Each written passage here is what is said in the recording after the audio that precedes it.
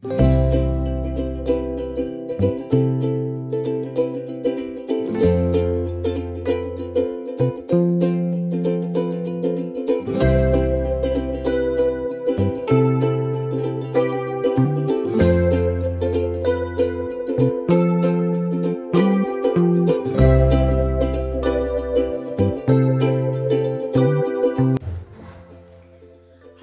and welcome to my channel, Enjoy Watercolour Painting. I'm Diana, I'm a watercolourist. I teach different techniques in watercolour here in the gallery, and today we're going to explore granulating watercolours. Paints that produce a texture without really having to do much in the way of controlling the paint. It just happens. But it's a bit of a mystery as to how it happens. So I want to take you through the different stages and we'll create a picture using granulating watercolours. First of all, I'll explain the process and then we'll do a painting together. So let's begin. Now, of course, I'm aware that you'll all have different brands of watercolour paint. I use tubes and the brand I use is Winsor Newton, but there are certain general pointers that I can give you to help you to find out which colours of your brand that you use, or maybe a mixture of brands, are granulating paints. I have a chart here which is produced by Winsor Newton and listing all the colours. This one's in French. Because of course we have to be bilingual here in the gallery, and that's how it works. But the basics are the same. All the colours are here, and then underneath we have a key to all the different colours. You can go online and find them as well, and there will be a sign or a symbol to indicate that the colour is a granulating colour. Now by that I mean it's a colour where the pigment used to produce the colour is a colour that when it's applied to wet paper, the pigment particles tend to clump together and produce a textured surface. Not all paints do this, not all colours do this, and there are, in different brands there are different colours because obviously they use different pigments. But I can give you a list of the colours that more or less across the board are granulating. French ultramarine blue is one, Indian red, permanent mauve, the earth colours like sepia and Mars black. But if you consult the details of your paint brand, you will find out usually it's a little G for granulation, which will help you to know which colours do this. That doesn't mean that we're restricted just to using those colours, because we can mix a granulating paint with a paint that doesn't granulate, and then the combination of the two, the subsequent colour that we produce, will granulate as well. So I have 3 palettes today to use. I have here a palette I use very often with Indian red, which is a granulating colour, and Payne's grey, which isn't a granulating colour. The two together will produce many different nuances of colour which will granulate. Next I have again Indian red, but this time a cobalt turquoise light, which is a colour that also granulates. And third palette is permanent mauve.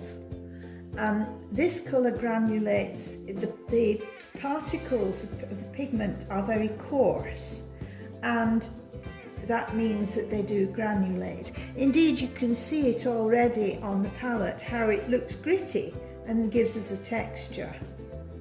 We're going to use a rough grain paper because this will produce the best results, and I'll show you right from the start how we progress. Cobalt colours like cobalt blue and the cobalt turquoise that I've just mentioned do granulate as well. And we can use these colours to good effect to produce a lovely combination of texture and atmosphere. They are almost fantasy colours, I think. We're not really going to do a landscape today with colours which are typical, the browns and the greens of a normal landscape. But we're going to go a little bit on the fantasy side and use these colours to create a landscape which isn't real, but I hope will be attractive and interesting, and will give you some idea of how we can create the effects with these colours. So let's paint. We're all prepared now with our paints and our rough grain Arches 300 gram watercolour paper. Now there are certain characteristics of granulating colours, which these are some, that we need to take into account. First of all, the pigment which creates the colour is quite coarse. This makes the paint thicker almost. It means that if you have a little tube like this, it will soon go hard if you don't use it frequently, because the pigment is so dense. It also means that mixing the pigment, we have to take care with that and make sure that the palette is well prepared before we start. For instance, the permanent rose here, you can see, I've partially mixed enough. There isn't enough for what we want to do today. So I'm just going to demonstrate the consistency that you need to have before you start to paint. We have our blob here, and we take some of the colour from the blob, and a guide as to whether or not it is at the point we can use it. If we go into the blob and mix it and it's very, very thick, it won't spread on the paper. So we need to mix it like this, adding water as and when required, but not great amounts of water, just mixing like this. And a good guide as to whether or not the consistency is right is when we stop mixing it like this, the movement in the paint on the palette continues after I stop. This has been a question asked in one of my comments on a recent video that we did about how to gain confidence with watercolours. And a lady did send a comment and asked, how do I know when it's the right consistency? And the answer is, if you're mixing it like this, if you stop, the paint still moves. It's not moving much, but it is still moving. If it and changing, as you see on the palette, if it stays still and doesn't move at all, it's too thick. And if it moves, just swims about, it's not thick enough. So we make sure that we have enough mixed, and then because this is a nice natural hair mop brush, I can squeeze it out, and you can see we have quite a lot of paint ready to use. The other factor that we have to consider when using granulating paint is that when we put it on the paper, we want it to be suspended in the water. It's no use if the paper is just damp, because the pigment is heavy, it will soak straight into the paper and we won't be able to move it, and we won't get that granulation. It will just be a thick blob. So the secret is to make sure that the surface of the paper is shiny wet and has a surface of water which we can move. So this is what we need to do now, is to take our clean water and add a surface of water to the paper. If there are little bits missing, it's dry bits, that's not too bad, because this is very much kind of an almost abstract and fantasy picture. The colours we're using are not the colours that you would use if you were doing a natural reproduction of trees and landscape. but this is just to illustrate how the granulating colours can produce a textured and attractive artwork watercolour. So I'm just wetting it generously all over the paper. Like this. My paint is well mixed of the 3 palettes. This palette here I've not prepared yet, and this is Indian Red with Payne's Grey, which we're going to use later. But the 3 that we're going to use, Permanent Mauve, Indian Red and Cobalt Turquoise Light, are all set to go. Got little bits on the paper there, which I'll just remove. Now you can see that it's generously wet, shiny wet. Just add a little bit more water for good measure. And I'm going to start with the Cobalt Turquoise. This colour, we drop it on, then we need to move it as soon as possible. It very quickly soaks in if it's not suspended in water. So we'll gather the paint. You can see it's on the palette. I don't know if you can see it with the camera at the angle I have it. But this Cobalt Turquoise Light is Cobalt Turquoise with some white added to make it opaque. It has its uses, as you'll see as we go with the picture, but it does make a very dense granulating colour. I'm going to spot the colour in quite speedily.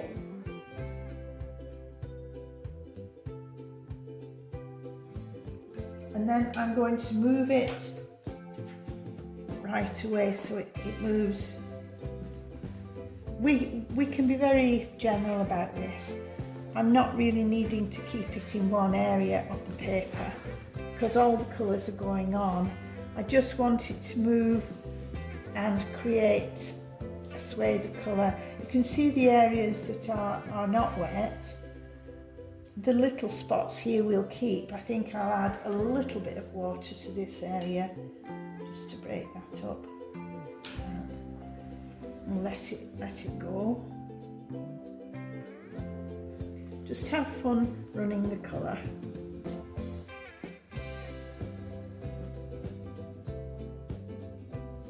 And be generous as well. If you get to this point and you think, oh, it's not dark enough or it doesn't look as if there's enough colour, we can go back, and I think I will. I'll go back and add a little bit more blue.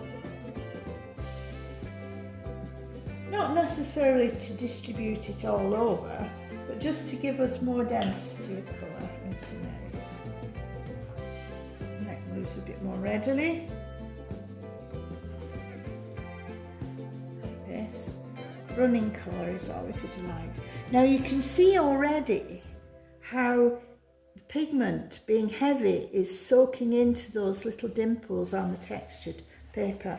And this is the granulation beginning already. Now I think we'll go with the Indian Red. Wash my brush. Gather up the paint. The Indian Red is a very invasive colour. If I allowed these two colours to meet on the palette, the Indian Red would rush into the Cobalt Turquoise and take over. It really is a very active paint, and you can see the granulation starting already on the paper. But we're going to spot Indian Red.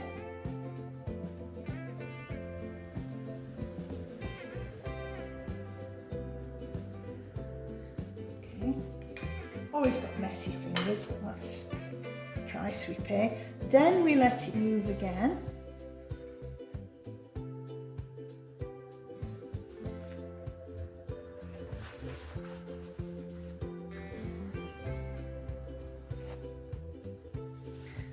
Just wiggle it about, move the paper.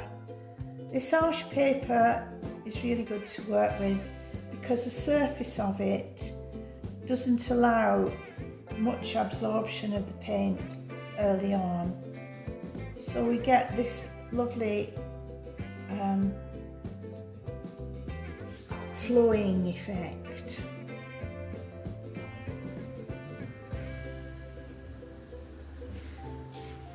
Okay, and lastly we're going to go with the permanent mauve, sorry, not rose.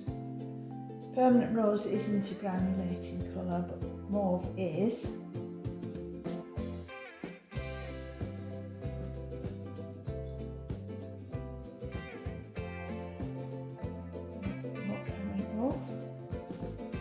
This is a little bit less dense than the other two. This is a very, now the paper is wet, we do have a little bit of mixing time. So if you start to add one colour and you think, oh, it's a little bit watery and the paper's already wet, don't worry, just spend a little bit of time mixing more, getting that strength of colour. That's better.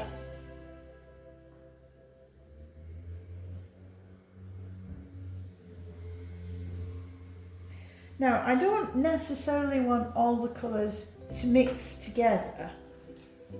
They will mix together, obviously, they're on the same piece of paper, but I don't want the distribution to be even. I want it to be interesting. So I'm just going to let it drift, do its own thing. Once we've got to the stage where it's creating texture and I can put it down and leave it, and I think I will, I'm just going to use a smaller brush now just to neaten up the edges a little.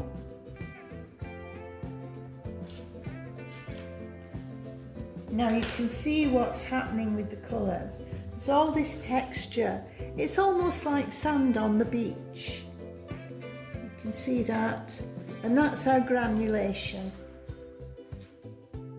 Because the cobalt turquoise is an opaque watercolour and again is quite dense, I'm going to use it now with a smaller brush to just start to do some detailed work on this side of the paper.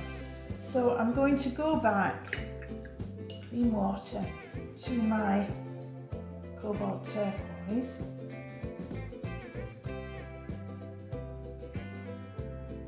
A little bit thicker this time. There's less cobalt turquoise on this paper than the other two colours, so that will be good. I'm going to just start to drizzle some of this paint on.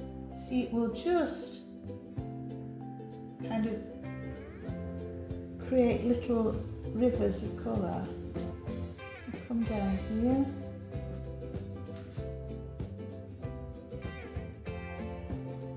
This is going to be my tree. I think I'm going to use a smaller brush.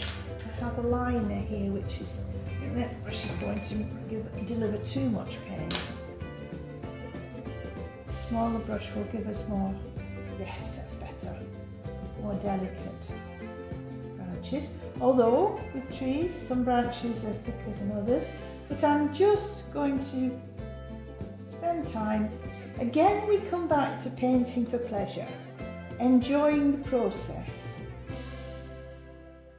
We haven't put this paper on the board, we haven't made any special preparation with the paper, which means that it's a valuable piece of paper that we have to really get total benefit from. We are using it just to experiment and to enjoy. So don't get stressed. I'm not stressed. This will turn out as it turns out. I did a practice one, which you've seen earlier. This one, well, just in the introduction, I think. Rambling a bit now, sorry. Okay. I just want the tree to be there. And it will move. It won't change like this. All that lovely granulation is happening. I want the tree to be beside a lake or a meadow, haven't really decided which, so I'm just going to use the cobalt turquoise to give myself a little guide. Up it straight, but perhaps there are trees here. it's all still very wet.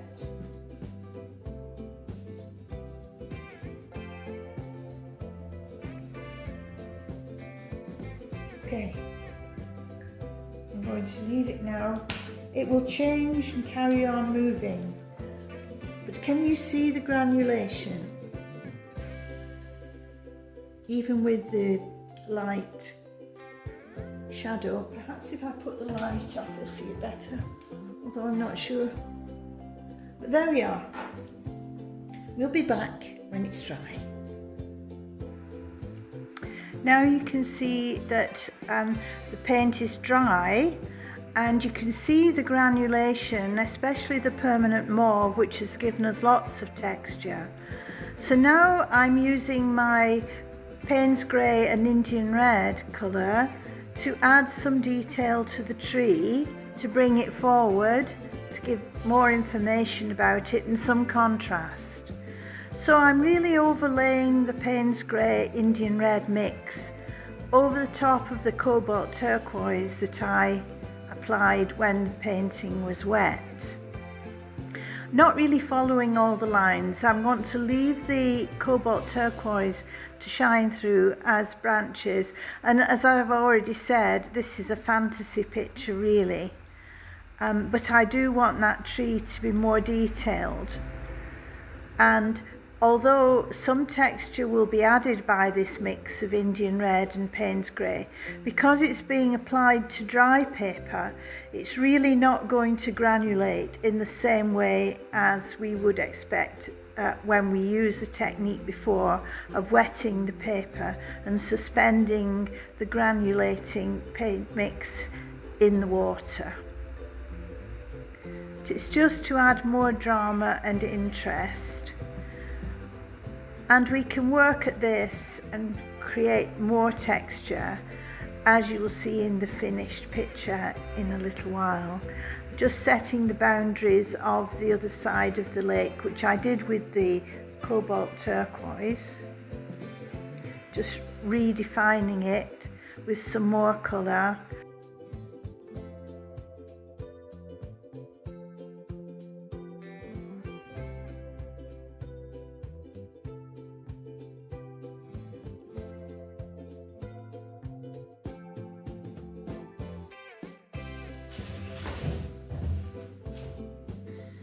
Thank you for watching my video.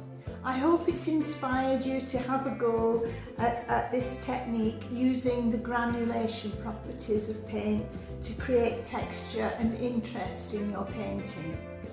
Here in the gallery we try to use lots of different techniques and cover a whole range of subjects. And this is why Enjoy Watercolour Painting, the channel that I have, is there to help you to do the same and to really get the maximum of pleasure from creating watercolours. If you haven't done so already, please don't forget to like and subscribe and leave any comments you may have. There's lots more to follow, I hope, to help you to enjoy watercolour painting. Till the next time, bye!